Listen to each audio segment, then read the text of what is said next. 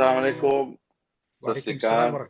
rahmatullah. Namaskar. Good evening to everybody from Delhi, where I reside for the last 4 decades. In my own country, I'm a Syrian origin. I'm happy that I'm joining you as the Secretary General of the India Arab Chamber of Commerce and Industry and Agriculture, which is the backbone of the Arab relation with India. It has been established in 2017 with the partnership between India and the Arab world. And we are now expanding in India. And I thank the Sibec and SYPA International and Interpreter chambers for inviting me to speak to you on this occasion. In fact, the Arab world, as you know, extended from Maghreb, from Mauritania up to Qatar. So you have 11 countries in the North African state, plus the GCC, which is the led by Saudi Arabia, and you have the Middle East or West Asia, which we call Syria, Lebanon, Jordan, Iraq, and Yemen, and Palestine, of course, not to forget. So all these countries join together, and we have a big business with opportunity with India, which have been more than a $350 billion bilateral relation. So our job in the chamber is to promote the stories. And I've been listening to the distinguished guests on the panel, which I have been very carefully listening, and I don't want to make it a boring kind of lecture for you people. I feel it is the link between India and the Arab world is a very historic, and we have bonds. And I feel, and I always advocate, that India is a natural partner with the Arabs. It's a natural geopolitical extension into West Asia because of many reasons that India has been playing the major role. And they name it in the food security, oil security, and energy security, and also in the diaspora. We have 9 million Indians living in the Gulf. We have more than 14 million Indians actually visiting annually. We have also more than $70 billion revenue coming to India from the Indian expats living in the Gulf countries. So having said that, I would say that the potential is so much that if we focus in each Arab country, you will see. And luckily, this program was very timely done because I myself is doing a research paper, which is a 3,000 paper of Saudi Arabia post-oil vision 2030. What is Saudi Arabia? So let me focus by talking on Saudi Arabia, the opportunities.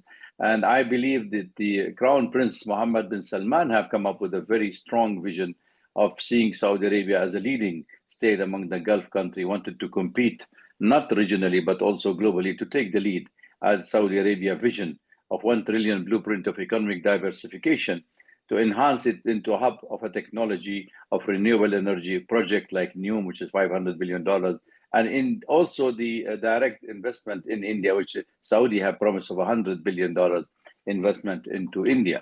So I think all this also big opportunities to find, because not only the sector should be limited to the oil or the petrochemical.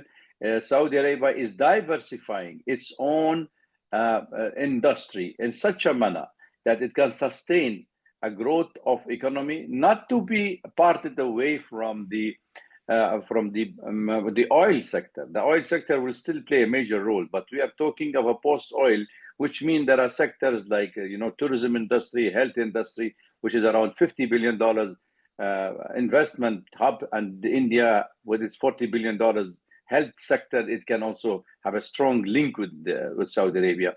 In the agricultural business, it is also a hub for food security. So Saudi Arabia is a big opportunity now for many Indian companies to join hand with us. What we do at the India Arab Chamber of Commerce and Industry, I mean, this is one of our main job here, is to build institutional partnership. We have a liaison platform between Indian ministries, Indian Arab embassies, private sector, to identify new investment and new opportunity. What we do is when we get an investment opportunity in any of the 22 Arab countries, we make a delegations, we take them along with us, and we go to those countries to explore the possibility of investment, either in the AI, artificial intelligence sector, or energy, or also in tourism, health, agriculture, name it, and it is there. So our job is one of to establish this thing. And then we're supporting employment and skill development. This is also very important for us as a vision we are putting in, that ICCI is a skill bridge program to train Indian professionals according to their need of economy, especially the renewable energy and smart city like NEOM. So we are now expanding not only in Delhi, we are going to have a presence. We have already established office in Hyderabad. We're going to have in Chennai. We are going to have also in Cochin, Bombay, Ahmedabad, and Delhi. So all these chambers will be looking into how to organize India Arab Investment Forum and to make it a trade fair focusing. Like we do go for seminars, we make opportunity, we join ventures between Indian startups and sovereignty funds. So all these are a part of our ambition and vision of implementing this kind of work together.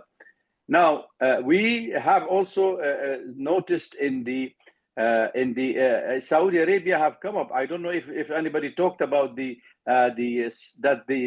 no kafalat anymore in Saudi Arabia. That's also a very big opportunities for especially the Indian and the Bangladeshi, Pakistanis who are living in Saudi Arabia, and now they don't need kafalat, that they have to align their work forces with the Saudi link. So this has been abolished, and that's also a good opportunity. Saudi Arabia have started a policy of Saudization, or to make sure that more of the Saudi employ, but nothing to lose heart. You have 13 million foreigners, 13.5 million foreigners living in Saudi Arabia. So there is an increase of opportunities for Saudis, for investment, for big opportunity for Indian investors, especially in the medium and small scale industry, where we are mainly focusing to promote, because our job here is a bridge between India and the Arab world. So this is where we are focusing now. We have plenty of events taking place in Saudi Arabia. We just had one in Medina al-Munawwara. Now we are having one with the UN as well in the coming next month. And there is another one, third.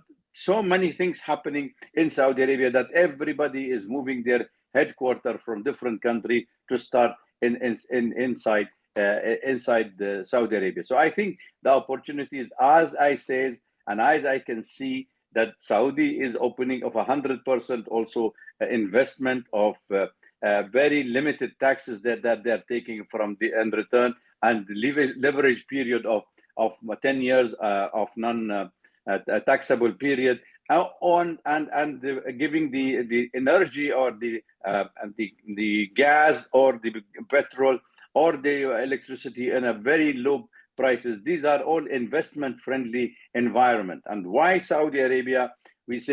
Everybody say, why Saudi Arabia? Why are we talking of Saudi? Why here is Emirates, here is Qatar? Every country, it's unique in its presence, in its reforms, and everybody is competing to make it in a big way that to woo the investor. Saudi Arabia, it has many advantages. It's the size, the population growing, the opportunities diversified, and your access also to the rest of the Gulf country, which also a positive point of the FTA, where you can establish your business there and you can expand into the Gulf country. And Africa is too close for you to jump the sea and be in Africa to export all your products. If the market is, you can't. I mean, if the Saudi market is saturated, so all this is going to be a very helpful way of helping people here. And in the expanding of the employment and non-oil sector have given Saudi lots of confidence, in fact, in Saudi Arabia market, lots of confidence internationally now. If you look at the reading of the World Bank or the other trends we are watching on a roadmap of Saudi Arabia investment sentiment, we realize that it is a dynamic and it is a stable country. It's one of the places where every investor is looking to invest in those countries. And I think with the removing of kafala, it will open lots of doors for Indian to travel again there and make their own, establish their own company in Saudi Arabia, and especially in those who are focusing on IT sector, on the artificial intelligence. These are the issues where Saudi wanted you to come with some innovative things. You know, they love to you come with some innovative idea, put it on the table, sell it to them, and they are ready to take it. They are ready to invest. They are ready to also have a joint venture with you in delivering the good vision of what you have in mind. So I think there is lots of policy, you can take full advantage of it. And how do we see it from the policy implementation and future outlook?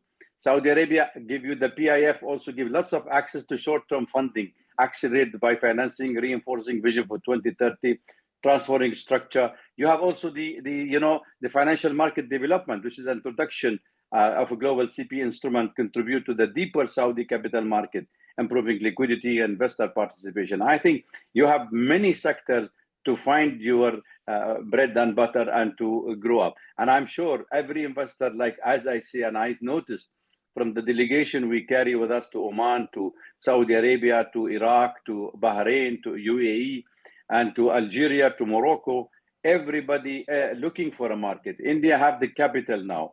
And this Indian having the capital, they're looking for a new market. And I think with the US tariffs imposed on Indian market, there is lots of opportunity to expand and diversify your source of income and your source of prosperity. And I'm sure such kind of a program, we in Delhi, based with the chamber, ready to help in whatever possible that we can help you and help your business to grow. You can be a member, you can get our brochures, you can get our website access to it, you can get everything you want. We will facilitate your embassy facility, because embassy is part of it. We have 8 of the Arab embassies on board. We have Oman, we have Qatar, we have UAE, we have Lebanon, we have the Arab League mission, we have the Moroccan embassy, where the Dean of the Arab Corps. We have the Secretary General, the Deputy Secretary General of the Arab League in Cairo. We have the Secretary General of the Trade Union of the Arab World from Beirut, Lebanon. So all these people are on board, and we have 22 Indian companies on one side and 22 representatives of the Arab world in the strength of our global body, of our governing body. So all this has to be a force to reckon with, because top Indian companies are also partner with us in the governing body. And most of the chambers in the Arab world, in the country, respected country, have nominated some of them representative to be on our board. So welcome to these opportunities. Feel free to contact us, and feel free. I'm sure there will be lots of opportunity. Do not lose your heart. Do not lose the, get upset of not being able to get access. There are many ways, either with the Indian diaspora living in Saudi Arabia, or even with the embassy here, or even with our chamber, where we can extend our helping hand to all our friendly Indian. And I wish you all the success in the program and in the sessions that will be coming over. And I'm sure many of our friends will be putting lots of questions, and I'm ready to take any question from anybody. Thank you so much.